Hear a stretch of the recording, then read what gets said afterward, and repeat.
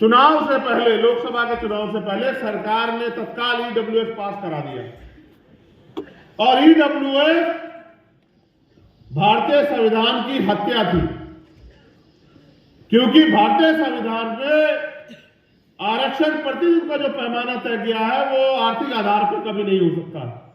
हमारे नेताओं ने अपने वोट बैंक के चक्कर में अपने ईमान को गिरवी रख के उसका समर्थन किया। उसका परिणाम ये हुआ, जबकि वो संवैधानिक था, लेकिन जब वो बात सुप्रीम कोर्ट में गई, हमारे लोगों को उम्मीद थी कि सुप्रीम कोर्ट से न्याय मिलेगा, लेकिन जिस तरह से भारत की न्याय व्यवस्था आज है और उसमें कोलोजन सिस्टम है, उसकी वजह से पिछड़े दलित, आदिवासी, अल्पसंख्यक समाज के लोगों का वहां प्रतिनिधित्व नहीं है, चंद परिवारों का कब्जा है। उसके कारण वो ईडब्ल्यूएस उन्होंने संवैधानिक उसको जो है कर दिया और भारत में अब आरक्षण की सीमा 49.5% से बढ़ के 59.5% हो गई। अब जो नए विज्ञापन आते हैं, आप देखना 2 साल में ईडब्ल्यूएस का कोटा अगर 100 भर्ती आ रही तो 70 का आ रहा है, और जो इतने लंबे समय का बैकलॉग है उसमें दलित पिछड़ों के बच्चों का कोटा वो 2-2, 4-4 सीटों का आ रहा है। इसलिए हमने मांग की कि अब तो आपने आरक्षण की सीमा खत्म कर दी है, जो बैरियर आपने लगाया था 49.5% का, अब जिसकी इतनी संख्या भारी उसकी इतनी हिस्सेदारी, अब आपको देश में सबके लिए संख्या के आधार पर आरक्षण की व्यवस्था करनी चाहिए।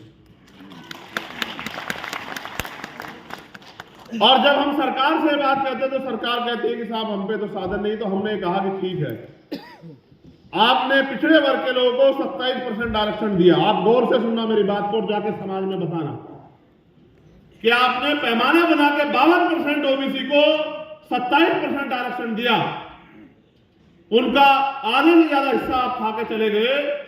तो अब आप ये कहते हैं कि आप पे साधन नहीं, तो कम से कम जो अति पिछड़ी जाति है उनको उत्तर प्रदेश में 15%, 27% के अलग 15% आरक्षण की व्यवस्था आपको अति पिछड़ी जातियों के लिए करनी चाहिए, जिससे जब 100 वैकेंसी आए तो 15 पद अति पिछड़ी जातियों के बच्चों को मिले।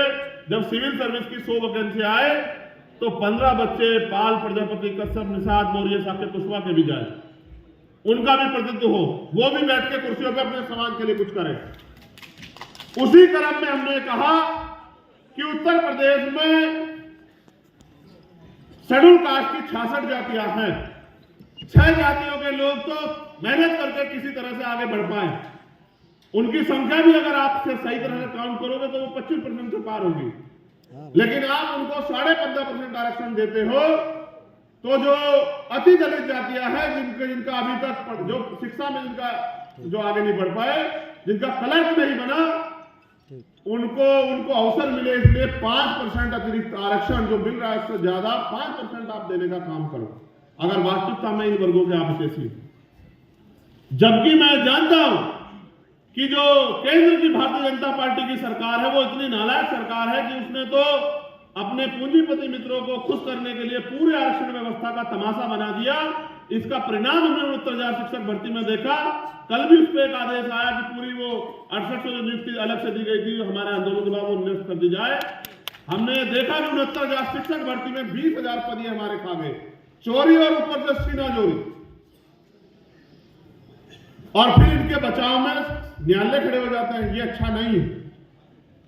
इसलिए ये जब धर्म की बात करके हमारे लोगों को गुमराह करने का काम करेंगे तो हमारे अपने लोगों को हमें जाकर बताना है कि आप इनसे ये भी सवाल पूछो कि आपके बच्चों को रोजगार कहां से मिलेगा, आपकी जेब में पैसा कहां से आएगा, आपको जमीन कहां से मिलेगी, आपको आगे बढ़ने के अवसर कहां से मिलेंगे। अभी मुख्यमंत्री ने एक काम और किया, मैं उस पर भी आऊंगा। ये एक षड्यंत्र है, मैं उसको बेनकाब करूंगा अपने लोगों के सामने। यहां हमारी एक और 5 मांगों में जो हमने रखी थी उसमें यह भी मांग थी कि SC, ST, OBC के लोगों को ठेकेदारी में जो सरकारी ठेके आते हैं उन ठेकेदारी में आरक्षण की व्यवस्था होनी चाहिए, क्योंकि नौकरी आपने आजाद भारत में किसी को ज्यादा लोगों को नहीं दी। जो जमीनें दी गई थी पूर्व की सरकारों द्वारा, वो जमीनें भी सरकार छीन रही है, और उसका मैंने इतने दिन पहले आपको जागरूक किया था। कल सरकार ने कहा कि SC, ST की जमीन जो है उत्तर प्रदेश में कोई भी ले सकता है, DM से परमिशन की जरूरत नहीं है। ये जमींदारों को सामंतियों को, पूंजीपतियों को हमारी जमीन छीनने की अथॉरिटी दे रहे हैं। तो मैंने मुख्यमंत्री से अभी ट्वीट करके कहा, ये मेरा संदेश है उनको कि ये गलतफहमी में मत रखना कि इनको कोई संभालने वाला नहीं, इनका कोई रक्षक नहीं है। अगर ये गलतफहमी है, मुख्यमंत्री को निकालेगा दिमाग से। अगर ये गलतफहमी हो गई हो कि इनका कोई रक्षक नहीं, इनके पीछे खड़े होने वाला कोई नहीं, तो जब तक हम बाबा साहब अम्बेडकर के बेटे जिंदा है, तुमसे आर पार की लड़ाई लड़ेंगे, याद रखना मेरी बात।